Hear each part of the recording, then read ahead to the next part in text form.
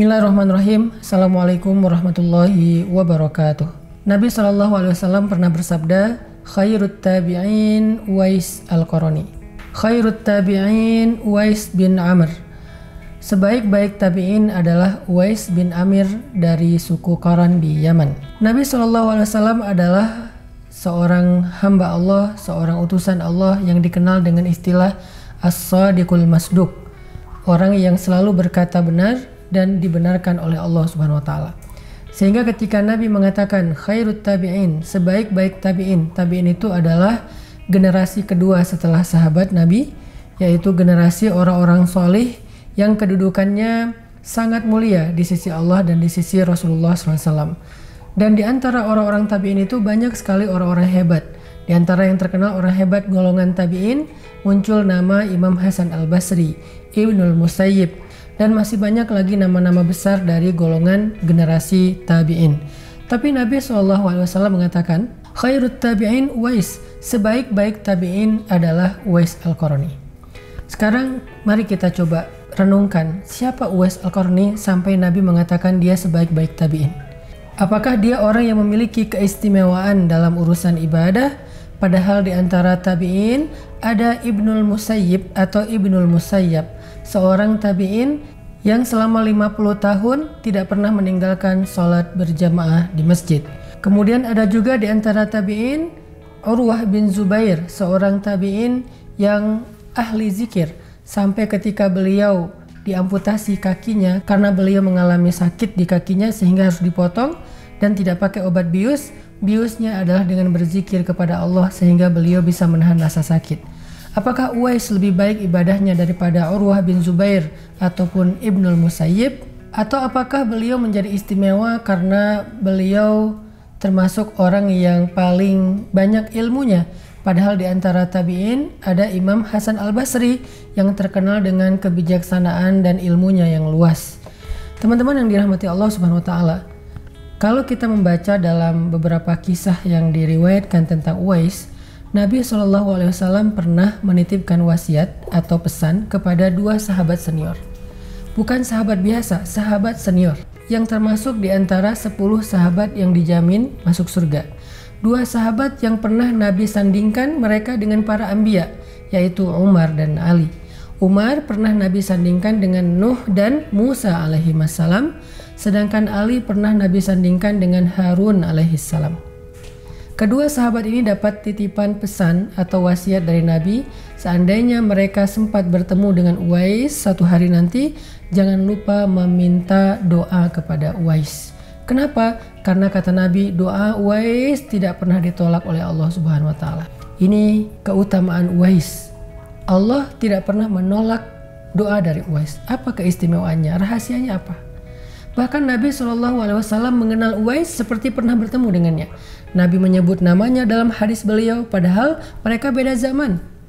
Tapi Nabi menyebut, jadi ada orang yang gak pernah ketemu Nabi, disebutkan namanya, disebutkan nama keturunannya, disebutkan nama kabilahnya, disebutkan ciri-ciri fisiknya, bahkan disebutkan keutamaan-keutamaan yang dimilikinya.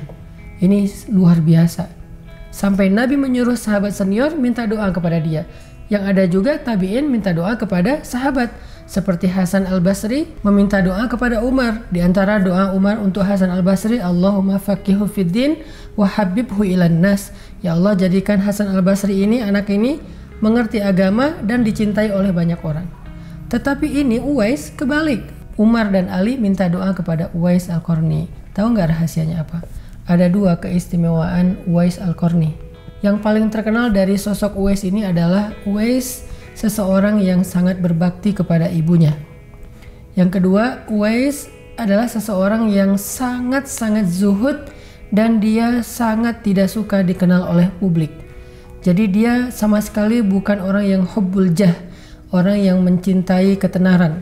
Bahkan dia mencintai ketidaktenaran. Dia suka kalau dia nggak dikenal siapa-siapa. Dan dia bete atau sedih, kecewa kalau dia dikenal orang dengan kebaikan-kebaikan. Dua keistimewaan Uwais al-Qarani. Satu, birrul walidain, sangat berbakti kepada ibunya. Kedua, orang yang sangat tersembunyi dalam amal soleh, bahkan tidak suka dikenal oleh orang banyak. Dan di dalam banyak riwayat juga kita membaca bagaimana seorang Uwais Al-Qarni itu pernah pengen ketemu dengan Nabi dengan jauh-jauh dari Yaman datang ke Madinah, pengen ketemu Nabi, tetapi nggak bisa ketemu Nabi karena waktu itu Nabi tidak ada di kota Madinah dan Uwais nggak bisa menunggu lebih lama. Kenapa? Karena ibunya berpesan untuk tidak lama-lama, soalnya ibunya nggak ada yang rawat di Yaman. Sehingga baru saja beberapa saat di kota Madinah, Uwais harus langsung balik lagi ke Yaman dan gak sempat ketemu dengan Nabi SAW. Itu ada cerita seperti itu, menunjukkan bahwa Uwais itu punya harapan besar untuk ketemu Nabi, tetapi dia urungkan niatnya demi bisa membahagiakan ibunya dan berbakti kepada ibunya. Bahkan Uwais termasuk seorang anak yang tidak pernah menolak permintaan ibunya. Ibunya meminta untuk ditemani haji, maka Uwais menemani haji ibunya dengan cara menggendongnya dari Yaman ke Mekah dan Madinah. Sepanjang perjalanan ibadah haji, Uwais menggendong ibunya. Uwais menyuapi ibunya. Uwais menyelimuti ibunya. Uwais berkhidmat kepada ibunya supaya ibunya bisa merasakan kenyamanan dari baktinya seorang anak. Suatu malam ibunya di puncak musim dingin meminta air hangat kepada Uwais. Akhirnya Uwais memanaskan air kemudian membawa kepada ibunya. Ketika sampai di sebelah ibunya, Uwais melihat ibunya sudah tertidur. Lalu Uwais tidak pergi dari situ, tetap berdiri di sebelah ibunya sampai ibunya bangun. Ketika ibunya bangun, ibunya mengatakan, "Wahai Uwais, apa yang kau lakukan?" "Wahai ibu, ibu tadi meminta air dan saya hangatkan air, tetapi ketika saya datang ibu sudah tertidur. Dan saya berpikir seandainya ibu nanti bangun, saya nggak mau lagi membuat ibu menunggu saya, kecuali saya akan berdiri di sebelah ibu. Sehingga ketika ibu bangun, saya bisa langsung memberikan air ini kepada ibu." Sampai gelas itu berbekas dengan jari-jarinya Uwais karena dia memegang air panas di puncak musim dingin dan berdiri di sebelah ibunya agar ibunya tidak perlu memanggil-manggil dia ketika bangun dari tidur. Ini baktinya seorang Uwais Al-Qarni. Maka pelajarannya apa buat kita teman-teman? Sebentar lagi Lebaran. Lebaran adalah kesempatan kita untuk memperbaiki hubungan kita dengan orang tua. Ayah kita, ibu kita, banyak juga cerita-cerita anak yang berbakti kepada ayahnya. Termasuk Nabi Ibrahim yang berbakti kepada ayahnya walaupun ayahnya seorang laki-laki yang kufur. Apalagi untuk ibu yang kalau kita baca dalam banyak hadis, salah satu yang terkenalnya adalah ketika seorang laki-laki bertanya kepada Rasulullah, "Ya Rasul, siapa orang yang paling berhak saya berbakti, saya berbuat baik kepadanya?" Kata Nabi, "Ummuka, ibumu." "Siapa lagi ya Nabi setelah itu?" "Ibumu." "Siapa lagi ya Rasul?" "Ibumu." "Siapa lagi ya Rasul?" "Ayahmu." Artinya Nabi nggak nyebut mantan di situ. Nabi nggak nyebut pasangan di situ. Nabi nggak nyebut geng di situ. Nabi nggak nyebut sahabat di situ. Nabi nggak nyebut followers di situ. Nabi nyebutnya ibu, ibu, dan ayah. Bagaimana dengan kita? Apakah kita lebih sering memilih pasangan kita daripada orang tua, padahal pasangannya pun belum halal? Apakah kita lebih sering memilih geng kita daripada ibu kita? Apakah kita lebih sering memilih partner kerja kita daripada ibu kita? Daripada ayah kita? Yuk kita muhasabah bareng-bareng. Kalau kita pengen jadi istimewa seperti Uwais Al-Qarni, Lebaran ini adalah kesempatan kita untuk memperbaiki hubungan kita dengan ayah dan ibu kita.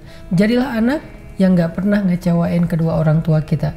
Jadilah anak yang menjadi budak bagi ayah ibunya, seolah-olah jadi budak bagi ayah ibunya, dan gak akan rugi apalagi hina seseorang yang menjadi budak bagi orang tuanya. Barakallah.